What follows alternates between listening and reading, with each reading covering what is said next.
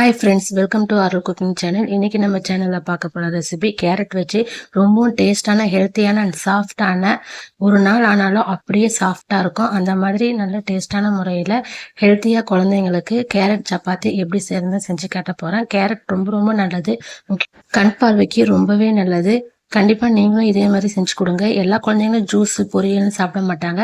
நம்மளால் முடிஞ்ச அளவுக்கு வீட்டில் செய்கிற ரெசிபியில் கேரட் எதெல்லாம் சேர்த்துக்க முடியுமோ அந்த ரெசிபிலாம் செஞ்சு கொடுங்க. லைக் பண்ணி என்ஜாய் பண்ணி சாப்பிடுவாங்க. இப்போ எப்படி கேரட் சப்பாத்தி செய்யறதுன்றது வீடியோக்குள்ளே போகலாம் வாங்க. நான் ஒரு பெரிய சைஸ் கேரட்டை நல்லா தோலெல்லாம் ரிமூவ் பண்ணிவிட்டு சின்ன சின்னதாக கட் பண்ணி இந்த மாதிரி ஜூஸாக அரைச்சி எடுத்துக்கிட்டேன். நீங்கள் துருவி போடனாலும் போட்டுக்கலாம். ஒரு 200லேருந்து 250 கிராம் அளவுக்கு கோதுமை மாவு, தேவையான அளவு உப்பு, நெக்ஸ்ட் கொஞ்சமாக கொத்தமல்லி சாப் பண்ணி போட்டுக்கிட்டேன். இது ஆப்ஷனல் தான், உங்களுக்கு வேண்டாம்னா ஸ்கிப் பண்ணிக்கோங்க. நெக்ஸ்ட் அரைச்சி வச்சிருந்த கேரட்டையும் இதோட சேர்த்துக்கிறேன். ஒரு 1லேருந்து 1.5 ஸ்பூன் அளவுக்கு எண்ணெய் ஊற்றிக்கிறேன். இது நல்லா ஃபஸ்ட்டு மிக்ஸ் பண்ணிக்கலாம். அதுக்கப்புறமா தண்ணி சேர்த்துக்கலாம். கொஞ்சம் கொஞ்சமாக தண்ணி சேர்த்துக்கங்க. எடுத்த உடனே நிறைய தண்ணி சேர்த்துக்க வேண்டாம். சப்பாத்தி மாவுக்கு சேர்த்துக்கு சுடு தண்ணிலாம் வேண்டாம், நார்மல் தண்ணியே போதும். மாவான நல்லா சாஃப்டாக எவ்வளோத்துக்கு எவ்வளோ பிசைகிறோமோ அவ்வளவோ நல்லா சாஃப்டாக இருக்கும். பாருங்கள், இந்த அளவுக்கு மாவு நல்லா சாஃப்டாக இருக்கணும். நெக்ஸ்ட்டு நான் ஒரு 8 சப்பாத்திக்கு மாவுக்கு ஏற்ற மாதிரி ரவுண்ட் பண்ணி எடுத்து வச்சுக்கிட்டேன். இப்போ மாவு சப்பாத்திக்கு ஏற்ற மாதிரி உருட்டிக்கலாம். நான் மெலிசாக தான் உருட்டி எடுத்துக்க போகிறேன். இதை எடுத்து தோசைக்கல்லில் போட்டுக்கலாம்.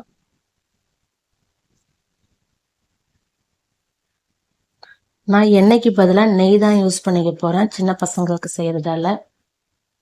ஒரு பக்கம் திருப்பி போட்டுட்டு அந்த சைடில் ஒரு ஸ்பூன் அளவுக்கு எடுத்து நெய் நல்லா அப்ளை பண்ணிக்கணும்.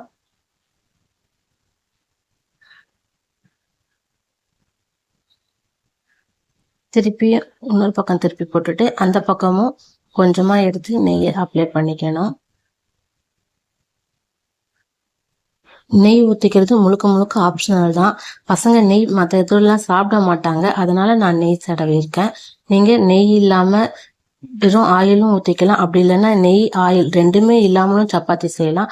அந்த மாதிரியும் நீங்கள் தோசைக்கல்லில் போட்டு திருப்பி போட்டு எடுத்துக்கோங்க. இதே மாதிரி எல்லாத்தையுமே நான் செஞ்சு எடுத்துக்கிறேன். அவ்வளோதான், ஒரு சூப்பரான டேஸ்டான ஹெல்த்தியான சப்பாத்தி ரெடி. இதுக்கு நான் செஞ்சுருக்கிறது தால் தான் செஞ்சுருக்கேன். சிம்பிளாக டின்னர் முடிச்சுக்கலான்ட்டு. நீங்களும் இதே மாதிரி உங்கள் வீட்டில் செஞ்சு உங்கள் குழந்தைங்களுக்கு கொடுங்க. நீங்களும் செஞ்சு சாப்பிடுங்க, ஹெல்த்தியாக இருங்க. அருள் குக்கிங் சேனலை லைக் பண்ணுங்கள், ஷேர் பண்ணுங்கள், சப்ஸ்கிரைப் பண்ணுங்கள். தேங்க்யூ.